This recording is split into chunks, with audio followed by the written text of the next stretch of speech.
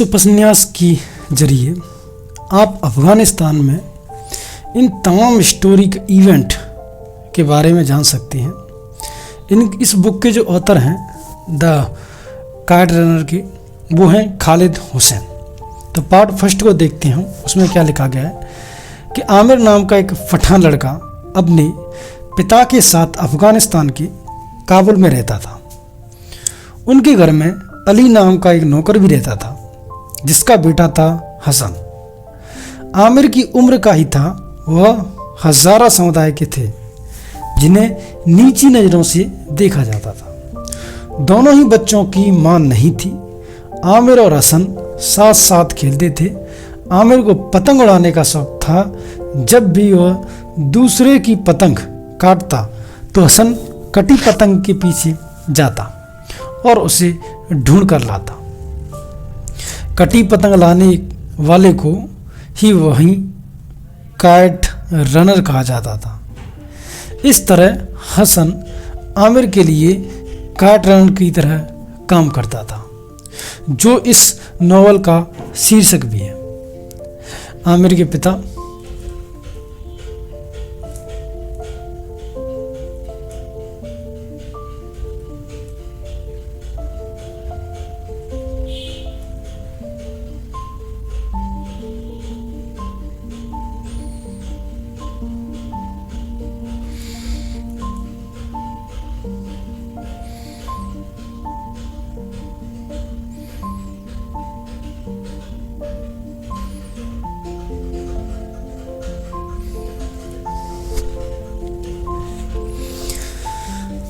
आमिर के पिता अमीर व्यापारी थे। वे दोनों बच्चों को एक समान प्यार करते थे। वे कभी भी उन दोनों में भेदभाव नहीं करते थे। जिस प्रकार का गिफ्ट वे आमिर के लिए लाते वैसा ही हसन के लिए भी लाते थे। इससे आमिर को कुछ चिढ़ भी होती थी। इसके अलावा वे हसन के साहस होने की तारीफ भी करते थे।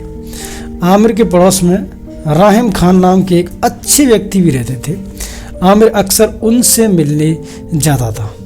वे उसे बहुत सी ज्ञान की बातें बताते रहते थे और उसकी लिखी कहानियों की तारीफ भी करते थे।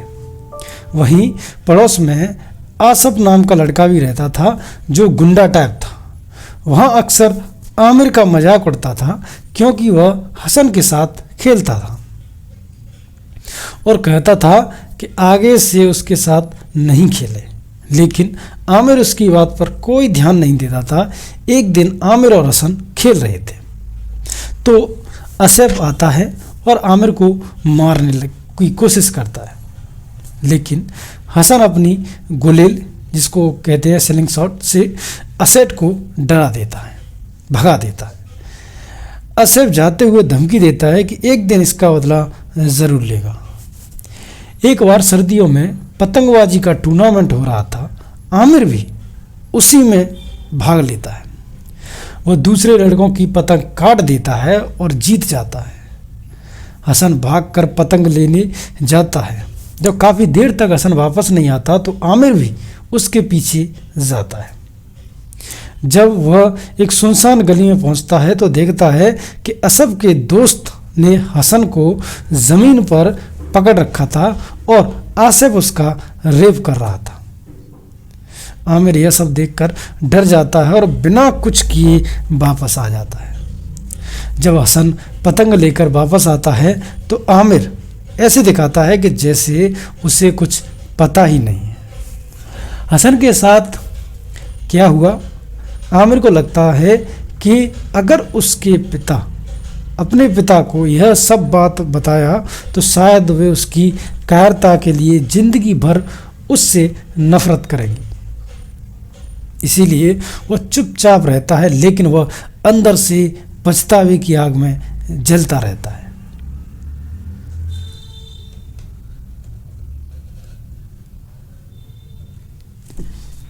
पर वह हसन से नज़र मिलाने से कतराता है। वह उससे साथ खेलना भी बंद कर देता है। इस सब से हसन के मानसिक स्वास्थ्य पर असर पड़ना है। वो पहले जितना जोशीला नहीं लगता था। एक दिन आमिर को लगता है कि अगर हसन हमेशा उसके सामने रहा तो हर दिन उसे उसकी कायरता याद आती रहेगी और उसे हमेशा पश्चाताप होता रहेगा।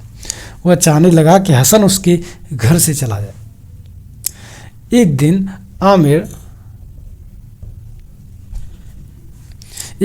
ने कुछ पैसे और अपनी नई घड़ी हसन के बिस्तर पर छुपा दी। उसे लगा कि जब उसके पिता को पता चलेगा कि हसन ने चोरी की है तो वे उसे घर से निकाल देंगे। लेकिन जब आमिर के पिता को हसन से पूछा कि क्या उसने सच में चोरी की थी, तो हसन बिना जुर्म किए ही कबूल कर लेता है कि हाँ, उसने चोरी की है। हालांकि आमिर के पिता हसन को माफ़ कर देते हैं, लेकिन अगले दिन अली और हसन घर छोड़कर चले जाते हैं, क्योंकि हसन ने अली को बता दिया था कि उसके साथ असैफ ने हजारा होने की वजह से क्या किया था। अब देखिए, अब इसका हम पार्ट सेकंड देखते हैं कि इसके पार्ट सेकंड में क्या दे रखा है। तो 5 साल बाद अफगानिस्तान के हालात बदल जाते हैं। लोग मैनार्की से तंग हो गए थे, लेकिन सोवियत यूनियन ने मिलिट्री भेज दी थी, लेकिन इससे सिचुएशन और ख़राब हो गई। बहुत से आतंकवादी संगठन बन गए और काबुल युद्ध का मैदान बन गया। तरह तरह के अपराध भी होने लगे। एक दिन आमिर के पिता उसे लेकर पेशावर चले गए। वहाँ वे कुछ समय तक रहे, लेकिन उसके बाद वे अच्छे भविष्य की तलाश में अमेरिका के कैलिफोर्निया राज्य में आ गए। आमिर वहाँ एक स्कूल में पढ़ने लगा।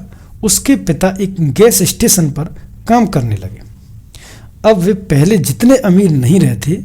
हर रविवार के दोनों सन जोसेफ की फ्ली मार्केट में सेकंड हैंड चीज़ें भी बेचते थे। समय के साथ आमिर ने ग्रेजुएशन पूरी कर ली। इसके बाद वह सेंट जोस यूनिवर्सिटी में राइटिंग का कोर्स करने लगा। वह एक नॉवेलिस्ट बनना चाहता था। एक दिन उसे सोराया नाम की रिफ्यूजी लड़की मिली। धीरे धीरे वे एक दूसरे के प्यार में पड़ने लगे। एक दिन आमिर को पता चला कि उसके पिता को लंग कैंसर हो गया है, लेकिन वो सोराया के पिता के पास जाकर आमिर के लिए उसका हाथ मांगता है।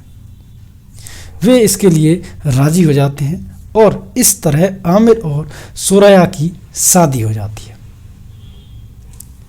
शादी के कुछ दिनों बाद ही आमिर के पिता का निधन हो जाता है। धीरे धीरे कुछ और वक्त गुजरता है और आमिर और सोराया एक दूसरे के साथ बहुत खुश थे, लेकिन एक दिन उन्हें पता चला कि वे कभी माँ बाप नहीं बन पाएंगे। समय के साथ आमिर एक सफल नॉवेलिस्ट बन जाता है। शादी के 15 साल बाद आमिर को काबुल वाले पड़ोसी रहीम खान का लेटर मिलता है। वे बीमार थे और आमिर से आखिरी बार पेशावर में मिलना चाहते थे। उन्होंने लेटर में लिखा था कि चीज़ें अब भी ठीक की जा सकती थी। अब इसका हम पार्ट 3 देखते हैं। आमिर रहीम खान से मिलने पेशावर पहुंचा। उनसे पता चलता है कि अली और हसन दोनों अब इस दुनिया में नहीं रहे थे। अली एक लैंडमाइन के फटने से मारा गया। हसन अपनी पत्नी के साथ काबुल वाले घर में रहने लगा था। जब तालिबान के लोगों ने उससे घर खाली करने के लिए कहा तो उसने विरोध किया, लेकिन तालिबान ने उन पर दोनों को गोलियों से मार दिया और उनके बेटे सौरभ को एक अनाथालय भेज दिया। फिर रहीम खान बताता है कि हसन वास्तव में अली का बेटा नहीं था, बल्कि वह आमिर के पिता का ही बेटा था, जो अली की पत्नी सनावर के साथ हुआ था। इस तरह हसन आमिर का भाई भी था। अब आमिर को समझ आता है कि उसके पिता हसन को इतना प्यार क्यों करते थे। फिर रहीम खान आमिर से कहते हैं कि वह काबुल जाए और वहाँ के अनाथालय में हसन के बेटे और अपने भतीजे सोहरब को मुक्त कराए। उन्होंने आमिर को इसी मकसद से यहाँ बुलाया था। अगर इस बात की बात करें स्काट रन की, जिसकी हम हिंदी की समरी पढ़ रहे हैं, ठीक है, और फर्द नाम के टैक्सी ड्राइवर के साथ सौरभ को ढूंढने लगा। इस बुक में ये बताया गया। वे अनाथालय पहुँचे। वहाँ उन्हें पता चलता है कि एक तालिबान अफसर अक्सर अनाथालय आता है और एक लड़की को ले जाता है। इस बार वह सोहराब को ले गया था। फारिद की मदद से आमिर उस तालिबान अफसर के घर पर मीटिंग अरेंज करता है। जब आमिर उसके घर पहुंचता है तो उसकी जगह उसे असफ मिलता है। उसने सोहराब को लड़की के कपड़े पहनाकर डांसिंग बॉय की तरह रखा था और हो सकता था कि उसका सेक्सुअल एब्यूज़ भी करता था। असफ ने एक शर्त पर सोहराब को छोड़ने का वायदा किया कि पहले आमिर उससे लड़ाई में हराए, उसके बाद वह आमिर को बुरी तरह से मारने लगता है। लेकिन तभी सोहराब अपनी गुलेल से असफ की आंख फोड़ देता है। उसकी आंख से खून बहने लगता है और असफ पागलों की तरह दर्द से चिल्लाने लगता है। मौके का फायदा उठाकर आमिर सोहराब को लेकर वहां से भाग जाता है। कुछ समय के बाद आमिर सोहराब को अमेरिका ले जाता है और उसे एडॉप्ट करना चाहता है, लेकिन अधिकारी सोहराब के अनाथ होने का सबूत मांगते हैं। आमिर सोहराब से कहता है कि उसे एक बार फिर काबुल जाना पड़ेगा ताकि उसकी डॉक्यूमेंट ला सके। इससे सोहराब डर जाता है और सुसाइड करने की कोशिश करता है, लेकिन थोड़े ताम झाम के बाद आखिरकार एडॉप्शन हो ही गया और सोहराब इस तरह आमिर और सोहरा का बेटा बन गया। वे उसे बहुत प्यार करते थे। आमिर सोहराब को उसके पिता हसन के बारे में बहुत कुछ बताता है। एक दिन सोहराब पतंग उड़ाता है और दूसरे लड़के की पतंग काट देता है। आमिर कटी हुई पतंग ढूंढ कर ले आता है और इस तरह सोहराब के लिए काइट रनर बन जाता है।